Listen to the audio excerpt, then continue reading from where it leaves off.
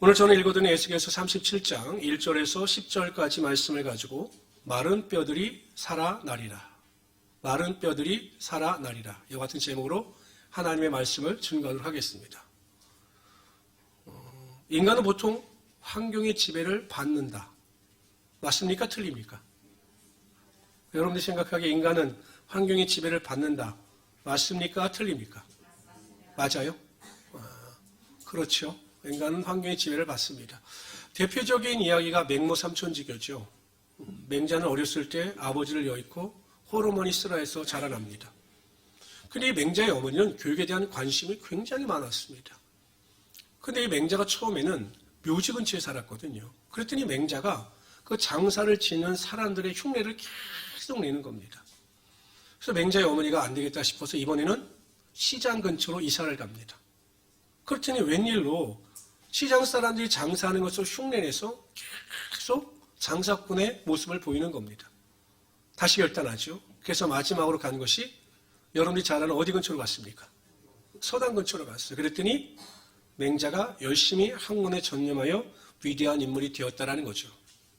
그래서 우리나라 한국 어머니들의 이 맹모 삼천직에 대한 교훈이 대단하죠. 그래서 어찌하든지 좋은 환경에서 자녀들을 교육시키기 위해서 노력을 합니다. 그것도 이렇게 여쭤보면 대답이 틀려집니다. 인간은 환경의 지배를 받습니다. 맞죠? 그러나 모든 사람들이 다 환경의 지배를 받는다. 맞습니까? 틀립니까? 모든 사람은 다 환경의 지배를 받는다. 맞습니까? 틀립니까? 틀리죠.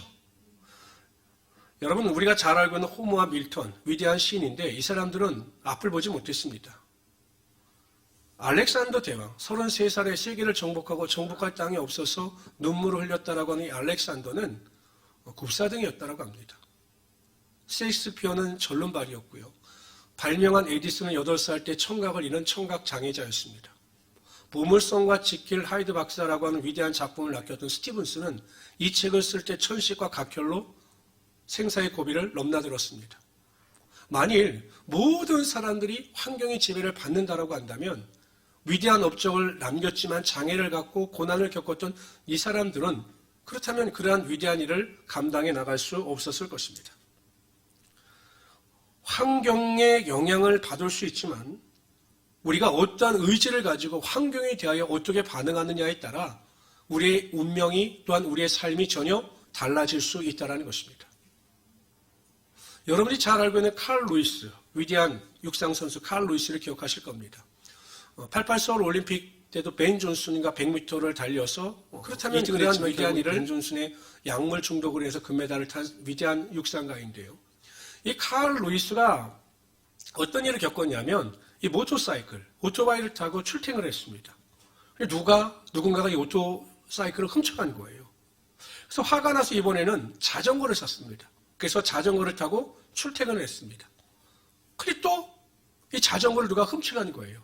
여러분들 같으면 어떻게 하겠습니까? 아침에 여쭤봤더니 정답이 나오던데. 만약 여러분들 같으면 모터사이클도 잃어버리고 자전거도 잃어버렸다. 그럼 어떻게 하실 것 같아요? 보통 화가 나겠죠. 화가. 막 화가 나고 짜증도 나고 막 원망하고 불평할 텐데 이 칼로이스는 생각을 바꿔요. 뭐라고 바꿔요? 그래? 그럼 모터사이클도 훔쳐가고 자전거도 훔쳐갔지만 내 다리는 훔쳐가지 못한다 라고 생각하여 그때부터 왕복 24km의 회사를 뛰어다녔다고 합니다. 그게 기초가 되어서 그렇게 위대한 육상선수가 되었다라고 말을 하기도 합니다. 오늘 본문에 나오는 마른 뼈는요, 누구를 상징하냐면 모든 소망과 기대를 잃어버린 이스라엘 백성들을 상징하는 것입니다. 이스라엘 백성들은 이 바벨론에 대하여 3차의 침입을 받아요. 첫 번째는 언제냐면 605년에 느부갓네살 왕에 의해 침공을 받고 많은 자들이 포로로 잡혀갑니다. 그때 포로로 잡혀간 대표적인 인물이 누구냐면 다니엘과 사드락과 메삭과 아벳느고입니다. 그 주전 597년에 2차 침입을 하는데 그때 또 포로로 잡혀간 사람이 누구냐면 오늘 본문에 나오는 에스겔입니다. 그리고 수많은 사람들이 또 바벨론의 포로로 잡혀가지요. 그러나 그들이 결코 하나님 앞에서 회개하지 아니하고 돌이키지 아니하니 주전 586년에 완전한 멸망을 당하게 됩니다. 그러니 에스겔서가 기록된 그 시대에는 아직 남유다가 멸망하기 전이에요. 그러나 여러분 생각해 보십시오. 바벨론 땅에 포로로 잡혀간 자들에게 내일에 대한 기대와 소망이 있었겠습니까? 노예와 같은 삶을 살아가는데 얼마나 절망의 삶을 살아갔겠습니까? 이스라엘 땅도 마찬가지입니다. 백성들이 정신을 차리고 또한 왕이 정신을 차리고 관리들이 정신을 차려서 위기에서 벗어나야 하는데 여전히 자신의 사리수에게 사로잡혀서 국가를 돌보지 않습니다. 그래서 온 국가가 절망 가운데 빠져 있습니다. 바로 이러한 상태를 하나님께서는 마른 뼈다 이렇게 칭하시고 그 마른 뼈 가운데 임재하시는 하나님의 능력이 무엇인가에 대하여 말씀하고 있는 겁니다. 기대가 없죠. 마른 뼈 같으니까 내일에 대한 살 소망이 없습니다. 그런데 여러분 하나님의 결론은 무엇입니까? 반드시 마른 뼈가 살아나게 될 것이다. 그리고 살아나서 큰 군대를 이룰 것이다. 이것이 오늘 말씀의 본문입니다. 여러분, 우리가 마른 뼈같이 절대 절망의 삶을 살아간다 할지라도 그 환경이 우리에게 어떠한 영향을 미치지 못합니다. 하나님께 대한 올바른 믿음, 선포, 결단만 있기만 하다면 우리가 어떠한 절망의 환경 가운데서 그것을 넉넉히 이길 수 있을 것이고 마른 뼈와 우리 같은 인생 가운데도 하나님의 큰 군대를 이루시는 기적이 나타나게 되는 것입니다. 그래서 저는 오늘 시간 마른 뼈가 살아나는 기적이 어떻게 일어날 수 있는가, 어떻게 일어났는가에 대하여 살펴보며 함께 은혜를 나누고자 합니다. 첫 번째로 마른 뼈가 살아나는 기적을 체험하려면 환경이 아니라 하나님께 집중해야 합니다. 하나님께서 이 에스겔을 데리고 어디로 가셨냐면 골짜기로 가셨는데 골짜기 가서 에스겔이 보니까 뼈가 가득한데 그 뼈가 어떤 뼈냐면 마른 뼈가 가득한 것입니다. 그래서 그것을 다 에스겔이 봤어요. 그런데 하나님께서 에스겔에게 묻습니다. 인자야, 에스겔아, 이 마른 뼈가 능히 살 수 있겠느냐? 만약 여러분들에게 하나님께서 여쭤봤다면 여러분 뭐라고 대답하실 것 같습니까? 마른 뼈를 보면서 얘야 이게 살 수 있겠느냐? 라고 물어보시면 여러분은 어떻게 대답하시겠습니까? 아마 믿음이 아무리 좋은 사람이라 할지라도 네, 살아날 수 있습니다 라고 고백하기는 쉽지 않아요. 왜냐하면 여러분 방금 죽었거나 그래도 이 뼈가 아니라 좀 살이라도 있으면 살아날 희망을 가질 텐데 뼈도 그냥 뼈가 아니라 죽어서 시신이 썩고 오래된 마른 뼈입니다. 그래 인간의 상식과 이성으로 판단할 때 어떻게 이 뼈가 살아날 수 있겠습니까? 에스겔도 똑같은 생각을 했겠죠. 근데 여러분 에스겔은 놀라운 대답을 합니다. 아니요, 살지 못합니다. 이러한 대답이 아니라 뭐라고 대답을 하냐면 주 여호와여 주께서 아시나이다. 에스겔은 이 마른 뼈를 본 게 아닙니다. 이 마른 뼈를 보면 희망이 없어요. 절망입니다. 그러나 하나님께 집중하니 하나님께서 하시면 마른 뼈도 살아날 수 있다. 이러한 고백을 드리고 있는 것입니다. 인간의 생사화복을 주관하시고 인간을 창조하신 하나님께서는 이 마른 뼈도 능히 살리실 수 있습니다라고 고백하고 있는 거죠. 에스겔은 마른 뼈가 가득한 절망의 환경에 초점을 맞추는 것이 아니라 전지전능하신 하나님의 능력에 초점을 맞추고 있습니다. 하나님께 소망을 두고 있습니다. 그러니 능히 하실 수 있습니다라고 고백하고 있는 것입니다. 환경의 지배를 받는 사람, 그래서 항상 인생을 원망과 불평과 낙심과 슬픔과 우울에 빠져 있는 사람들은 항상 모든 일에 환경에 초점을 맞추며 살아갑니다. 마가복음 4장에 보면 예수님께서 배를 타시고 제자들에게 저와 바다 건너편으로 건너가자 이렇게 말씀하십니다. 제자들이 열심히 이제 노를 짓죠. 근데 예수님은 배의 고물, 즉 배 후미에 가셔서 베개를 베고 잠을 청하셨습니다. 이제 피곤하셨으니까요.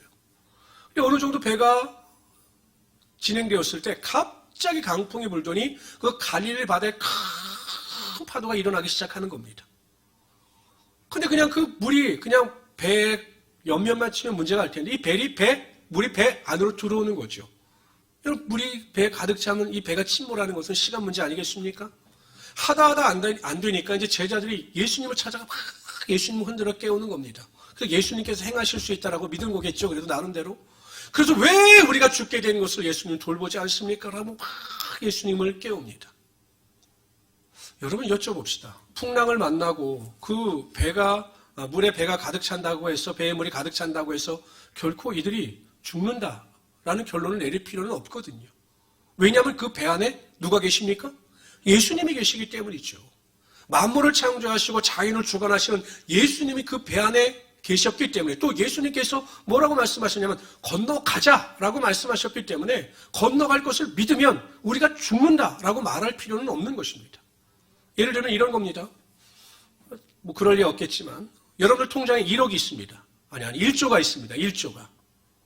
그래요. 1조가 있는 사람이 매일 못 살겠다, 힘들다, 돈이 없다, 뭐 이렇게 원망하고 불평하면 그 말을 듣는 사람들, 1조 원이라고 하는 돈이 그 사람의 통장에 있는 것을 아는 사람들 입장에서 보면 그 말이 설득력이 있겠느냐라는 거죠. 속으로 그런 생각 하지 않겠습니까? 웃긴 사람이네. 통장에 1조나 있으면서 뭘 돈이 없다고 어렵다고 저렇게 징징대는가. 이렇게 말을 할 겁니다. 마찬가지예요. 아니 배 안에 예수님이 계신데, 예수님께서 자신들과 함께 하시는데 어떻게 죽게 생겼다라고 하는 생각을 할 수 있겠느냐라는 것입니다. 그 이유가 무엇입니까? 예수님이 아니라 환경을 바라봤기 때문에 그래요. 그 배 안에 물이 차는 것만에 내 초점을 맞추고 그것만을 생각했기 때문에 전지전능하신 하나님의 아들이신 예수께서 계셨음에도 불구하고 그들이 원망하고 불평하면서 죽을지도 모른다라고 하는 절망감에 사로잡힐 수밖에 없었던 거죠. 모든 사람이 그런 건 아닙니다. 하나님께서 이스라엘 백성들에게 여리고성을 공격하는 방법을 알려주셨습니다. 그냥 성을 돌라는 겁니다. 하루에 한 바퀴씩. 그리고 마지막에 7바퀴를 돌고 양강나팔을 크게 불 때 소리를 외치며 여리고성이 무너진다라는 것입니다. 이게 이해가 되십니까? 여러분 한번 빠구리 벽에다 대고 소리를 질러 보십시오. 벽이 무너지나. 인간의 상식으로는 이해가 되지 않아요. 그러나 이스라엘 백성들은 하나님께서 말씀하셨기 때문에 여리고성이라고 하는 그 견고함에 초점을 맞춘 것이 아니라 하나님께 초점을 맞추고 하나님께 소망을 둠으로 순종하며 나갔던 거죠. 어떤 일이 벌어집니까? 하나님께 소망을 두니 하나님께서 일하심으로 그 견고한 여리고성이 다 무너지고 이스라엘 백성들은 한 명도 희생을 당하지 않았던 것입니다. 시편 기자는 이렇게 이야기합니다. 다 같이 한번 시편 121편 1절에서 4절까지 읽겠습니다. 시작. 내가 산을 향하여 눈을 들리라. 나의 도움이 어디서 올고 나의 도움은 천지를 지으신 여호와에게서로다. 우리의 도움이 어디에서 옵니까? 하나님께로부터 오는 겁니다. 우리의 도움이 다른 사람이나 환경으로부터 오는 것이 아니라 절대 지존자이신 하나님께로부터 우리의 도움이 온다라는 것입니다. 하나님은 우리의 도움이 되신다라는 거죠. 그러면서 이렇게 이야기합니다. 시작. 여호와께서는 너를 실족하지 아니하게 하시며 너를 지키시는 이가 졸지도 아니하시리로다. 이스라엘을 지키시는 이는 졸지도 아니하시고 주무시지도 아니하시리로다. 여러분 기억하십시오. 여러분들을 도우시는 하나님은 졸지도 주무시지도 아니하시고 항상 여러분들을 지키고 보호하시는 것입니다. 그러므로 하나님께 소망을 두고 하나님만을 바라보며 살아가는 자에게는 어떠한 환경도 여러분들을 침몰치 못하며 여러분들을 해하지 못하게 되어 있는 것입니다. 우리가 하나님을 바라볼 때 지혜도 주시고 용기도 주시고 담대함도 주셔서 하나님으로부터 흘러 넘치는 능력이 우리의 삶을 주장하게 될 것입니다. 그런 믿음의 능력을 가지고 하나님만을 바라보며 살아가시는 귀한 성도들이 되시기를 주님의 이름으로 축원합니다. 두 번째로요. 마른 뼈가 살아나는 기적을 체험하려면 내 자신이 아니라 하나님의 말씀에 집중해야 합니다. 여기는 우리가 다시 한번 읽어보도록 하죠. 37장 4절을 다시 한번 읽겠습니다. 시작. 또 내게 이르시되 너는 이 모든 뼈에게 대언하여 이르기를 너희 마른 뼈들아 여호와의 말씀을 들을지어다. 누구에게 말씀하십니까? 마른 뼈에게. 마른 뼈들에게 하나님께서 말씀을 선포하십니다. 아니 그러면 마른 뼈들이 하나님의 말씀을 들을 수 있겠습니까? 그런데 그 마른 뼈들이 살아있는 것처럼 하나님의 말씀을 들어라 라고 선포할 때 그 마른 뼈들이 살아나는 역사가 나타나게 되었던 것입니다. 우리 인생 자체가 여러분 마른 뼈 아니겠습니까? 여러분 어떻게 생각하세요? 여러분들 완벽하다고 생각하십니까? 완벽하셔요? 우리는 여전히 하고 싶지만 할 수 없는 일이 너무나 많은 연약한 자들입니다. 원하는 것은 많으나 또한 가진 것이 넉넉지 않은 마른 뼈 같은 인생들이에요. 마음은 원이로되 하나님의 말씀대로 순종하며 살아가지 못하는 여전히 연약하여 죄악 가운데 살아갈 수밖에 없는 마른 뼈 같은 우리 인생들이 바로 저와 여러분들이라는 것입니다. 그런데 하나님의 말씀의 능력이 들어가면 놀라운 변화와 능력이 반드시 나타나게 되어 있다는 것이죠. 일본의 문학박사 아베 지로의 저수에 보면 고치 요시다로라는 사람에 대한 일상이 소개가 됩니다. 고치 요시다로. 이게 어떤 사람이냐면 다른 집에서 하인으로 일을 하게 하였는데 이 도벽이 있어서 17살 때부터 그 주인의 물건을 훔치기 시작합니다. 그리고 18살 때에는 주인의 아내와 불륜을 행했는데 그 아내를 죽여버려요. 범죄를 은닉하기 위해서. 그리고 나서 또 그 주인 집에 불을 질러버립니다. 근데 체포되죠. 그래서 교도소에 가게 되었는데 무기징역을 받습니다. 그러니까 교도소 내에서도 가장 악질적인 자였습니다. 근데 이 요시다로가 어느 날 꿈을 꿨는데 환한 가운데 하나님의 천사가 나타나는 것입니다. 그러면서 그에게 이야기를 하기를 나는 하나님의 일꾼으로서 너에게 하나님의 말씀을 전하여 주기 위해 왔다. 이 하나님의 말씀, 내가 내게 주는 하나님의 말씀을 읽고 지키고 순종해라. 그러면 너에게 영원한 생명의 능력이 나타날 것이다. 이렇게 꿈속에서 하나님의 사자가 말하는 겁니다. 근데 이게 한 번이면 좋겠을 텐데 계속 자주 반복적으로 이 꿈을 꾸다 보니 이 요시다로의 마음속에 갈등이 생긴 겁니다.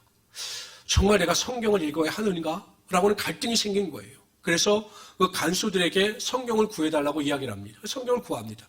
근데 문제는 뭐냐면 성경을 읽을 줄 몰라요. 글을 모르는 겁니다. 이 요시다로가. 그래서 또 글을 배우죠. 열심히 글을 배웁니다. 그래서 글을 터득하고 성경을 읽기 시작하는데 성령의 능력을 통해서 말씀이 그의 마음을 주장하기 시작하죠. 그래서 요시다로가 완전히 다른 사람으로 변합니다. 그리고 나서 요시다로가 어떤 일을 하냐면 다른 죄수들에게 하나님의 말씀을 읽어주기 시작합니다.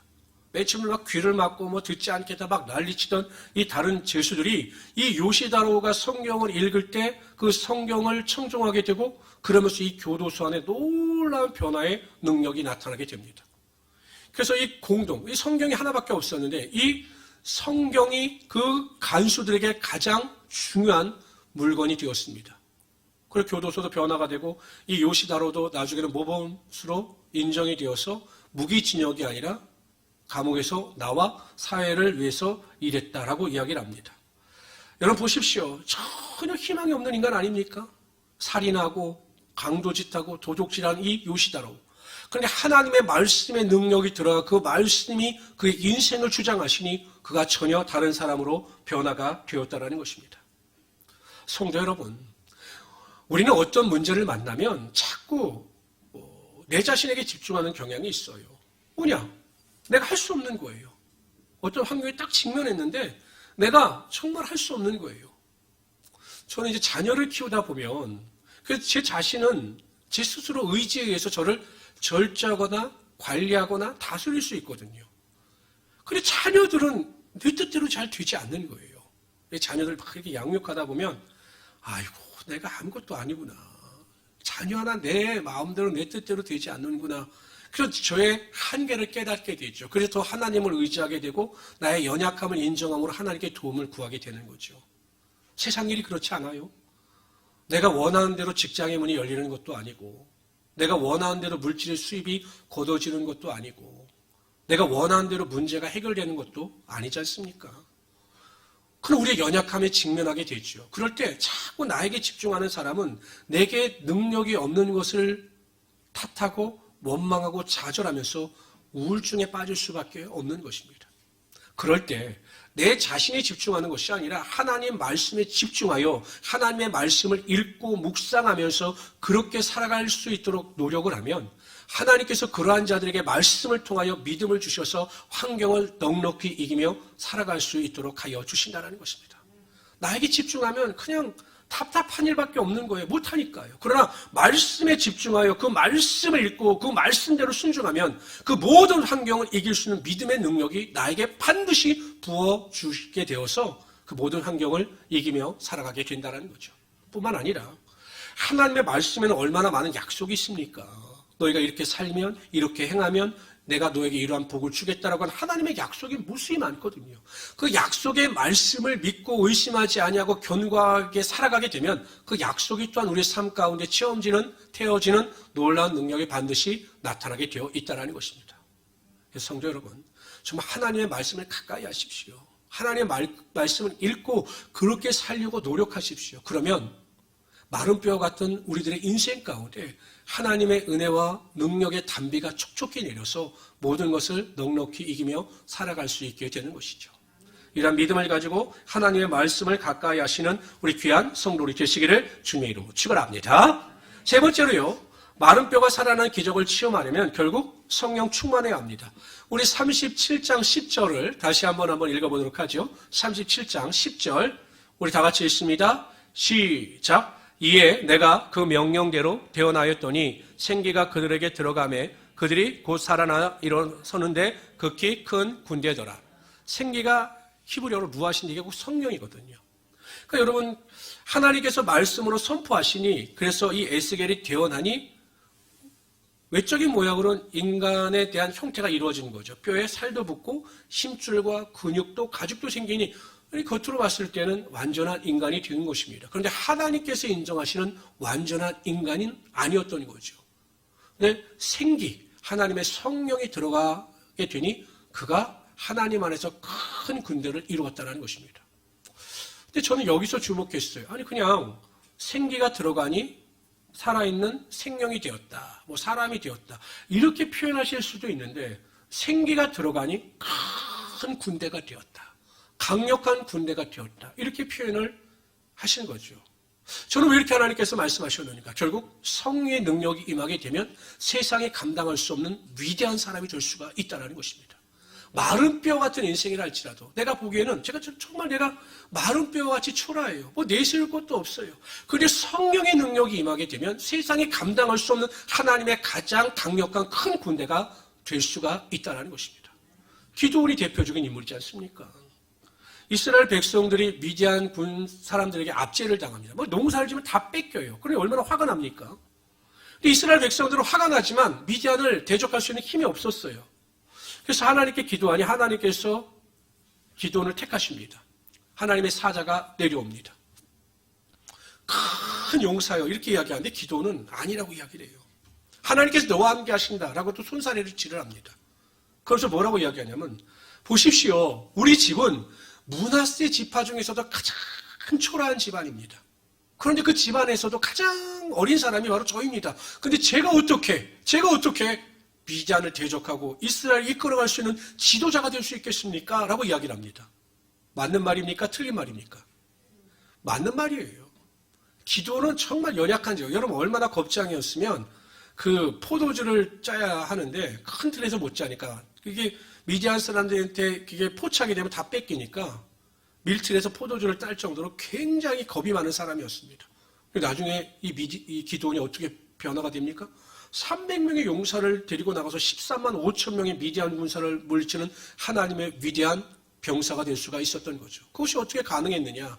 다 같이 나오는 것이 사사기 6장 33절에서 34절까지 말씀입니다. 우리 다 같이 한번 읽어봅시다. 시작. 그때 미디안과 아말렉과 동방 사람들이 다 함께 모여 요단강을 건너와서 이스라엘 골짜기에 진을 친지라.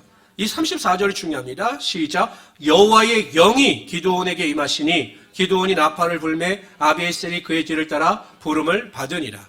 무엇이 임했습니까? 여호와의 영, 성령이 임하니 기드온이 전혀 다른 사람이 되었던 거죠. 마른 뼈와 같이 연약하고 보잘것없었던 기드온에게 성령의 능력이 임하게 되자 하나님의 강력한 용사, 군사가 될 수가 있었던 것입니다. 어느 농부가 우연히 길을 지나가다가 산에서 이렇게 내려오다가 조그만 알을 하나 발견해요. 그리고 그 알을 가지고 집으로 내려옵니다. 내려와서 보니까 암탉이 알을 품고 있어요. 그래서 이 농부는 아무 생각 없이 그 암탉에게 그 산에서 주운 알을 이렇게 밀어 넣었습니다. 그 암탉은 이게 자기 알인지 남의 알인지도 모르고 열심히 알을 품기 시작합니다. 그리고 어느 정도 때가 되었을 때 이 알이 부화가 돼요. 근데 처음에는 잘 모르겠어요. 이 병아리하고 처음에 태어나서 잘 모르겠는데 조금 등치만 좀 클 뿐이지. 근데 한 어느 순간 지나고 나니까 이 깃털 색깔도 다르고 다 다른 겁니다. 농부가 나중에 깜짝 놀라서 알고 보니 이게 독수리였어요. 독수리. 독수리 알을 주워온 겁니다. 근데 독수리가 여러분 이 닭보다 훨씬 크게 막 성장하지 않습니까? 근데 우스운 일은 이 독수리가 닭처럼 행동하는 겁니다. 구구구구 하고 모이를 주면 모이를 쪼아먹고 닭처럼 행동하는 거예요. 왜냐하면 닭을 보면서 컸으니까. 그러니까 이 독수리가 생각하기에도 나는 닭이다 이런 생각을 한 겁니다. 그러니까 농부는 너무 신기해서 마을 사람들에게 이 독수리를 너무 자랑했어요. 우리 집에 독수리가 있는데 독수리가 아니라 닭이다. 막 자랑을 한 겁니다. 그래 그렇게 이제 독수리도 커 나갔죠. 근데 어느 날 이 농부의 집 위로 큰 독수리 한 마리가 이렇게 날아가는 겁니다. 사냥하고 저기 빙빙 그 농부의 집 위를 이렇게 도는 겁니다. 그런데 이 닭 같은 독수리가 그 독수리를 이렇게 쳐다보는 거예요. 근데 이게 한 번이 아니라 몇 번 이렇게 독수리가 그 공중에서 이렇게 날아가는 것을 유심히 지켜보더니 어느 날 이 독수리가, 닭 같은 독수리가 날갯짓을 하는 겁니다. 그리고 얼마 뒤엔 이 독수리가 닭이 아니라 독수리가 돼서 날아갔어요. 여러분, 독수리는 아무리 닭과 어울려서 살아도 DNA가 독수리이기 때문에 결국 독수리가 되는 거예요. 제가 왜 이 말씀을 드리냐면, 여러분들은 독수리입니까? 병아리입니까? 독수리입니까? 닭입니까? 이렇게 주저주저 하지 마시고. 여러분들 독수리라고 생각하세요? 닭이라고 생각하세요? 제가 결론을 내릴게요. 저는 여러분들을 독수리라고 생각합니다. 예수 믿는 사람들은 영적 야성을 가진 독수리와 같은 존재들입니다. 근데 문제는 야성을 가져야 될 독수리가 이 닭들과 어울려 사니 닭처럼 사는 것처럼 야성을 가져야 되는 성도들이 세상을 살아갈 때 닭처럼 살아간다는 것입니다. 믿음의 영성, 믿음의 야성을 잃어버리고 세상에 동화되어서 세상 사람들과 같이 염려하고 걱정하면서 성령의 능력을 의지하지 않채 연약한 성도의 모습을 가지고 살아간다는 것입니다. 그래서 조금만 어려움만 있어도 전전긍긍하고 낙심하고 절망합니다. 하나님께 성령의 능력을 구하면 능치 못할 리 없음에도 불구하고 여전히 나의 한계 속에서 머물러 살면서 낙심하고 절망하면서 살아갑니다. 왜 우리가 독수리인데 이 닭과 같은 인생을 살아야 하느라는 것입니다. 물론 제가 닭을 비하하자고 이런 말을 하는 것은 아니지만 왜 우리가 그렇게 살아가야 하느냐라는 것입니다. 우리가 아무리 연약하다 할지라도 성령의 충만함을 받게 되면 하나님의 강력한 권능이 나타나게 되어 있는 것입니다. 예수님께서 뭐라고 약속하셨습니까? 오직 성령이 너희에게 임하시면 너희가 권능을 받는다. 이 권능이 두나미스입니다. 헬라어로. 이 두나미스라고 하는 헬라어에서 파생된 영어가 다이너마이트예요. 다이너마이트. 우리가 성령의 능력을 받으면 이 다이너마이트와 같은 강력한 능력을 행할 수가 있다는 것입니다. 학력에 상관없이, 성별에 상관없이, 가문에 상관없이 성령을 사모하는 자에게 성령의 권능의 능력이 임하게 되면 능치 못할 일이 없게 된다는 것입니다. 저는 우리 모든 성도님들이 이러한 믿음을 가지고 성령 충만을 사모하셔서 성령의 능력 가운데 넉넉히 이기며 살아가시는 하나님의 귀한 성도들이 되시기를 주님의 이름으로 축원합니다. 요즘 만나는 분들마다 저에게 다 이런 말씀을 하셔요. 어렵다, 힘들다, 끝이 보이지 않는다 라는 말씀을 하십니다. 그런 말씀을 들을 때마다 저는 목회자로서 너무 가슴이 아파요. 그리고 기도하게 되지요. 그러나 여러분, 우리는 세상과 달라야 합니다. 하나님께서 에스겔을 데리고 가셔서 마른 뼈를 보여주셨습니다. 그때 에스겔이 하나님을 향해서 하나님 어렵습니다. 안 됩니다. 끝이 보이지 않습니다. 라는 말을 하지 않았습니다. 주님께서 아십니다. 라고 믿음의 고백을 드렸을 때 하나님께서는 에스겔을 통해서 마른 뼈가 살아나서 큰 군대를 이룬 하나님의 역사를 만드셔 갔던 거죠. 다 힘들어요. 제가 보면 힘들지 않은 것이 없습니다. 교회도 힘이 듭니다. 제 주변에는 많은 목사님들은 성도들이 오지 않으니까 교회 운영 때문에 하루하루 정말 피말리는 삶을 살아가는 것을 저는 봅니다. 자영업자들도 마찬가지죠. 여기저기서 문을 닫는다는 소리를 제가 많이 듣습니다. 남의 일인데도 가슴이 아파요. 직장이 어려워서 유급 휴가를 받는데 월급이 반으로 줄었다는 가장들의 한탄 어린 이야기도 듣습니다. 다 어려워요.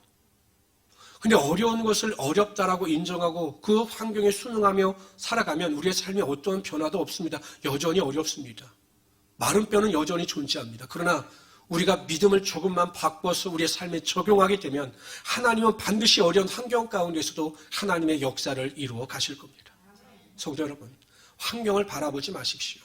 어쩔 수 없이 우리가 환경의 영향을 받을 수 있지만 환경의 지배는 받지 마십시오. 하나님께 소망을 두고 하나님께 집중하면 반드시 하나님께서 우리를 도우십니다. 내 자신을 바라보지 마십시오. 내 자신을 바라볼 때 탄식밖에 더 나옵니까? 하나님의 말씀을 읽고 하나님의 말씀에 집중하십시오. 그러면 하나님께서 위로도 주시고 믿음도 주시고 또한 약속에 대한 확신도 주셔서 우리가 모든 환경을 넉넉히 이기며 살아갈 수 있게 될 것입니다. 성도 여러분, 성령 충만을 삼으십시오. 오직 성령만이, 오직 성령의 능력만이 우리를 살리시고 우리를 하나님께로 인도하시는 겁니다. 내가 할 수 없는 그것을 성령께서 함께 하실 때 능히 이루실 수 있는 것입니다. 그래서 우리 모든 성도님들이 조금만 인내하며 참으십시오. 저는 확신합니다. 우리는 이길 수 있습니다. 우리 민족은 반드시 이길 것입니다. 우리 국민들은 반드시 이길 것입니다.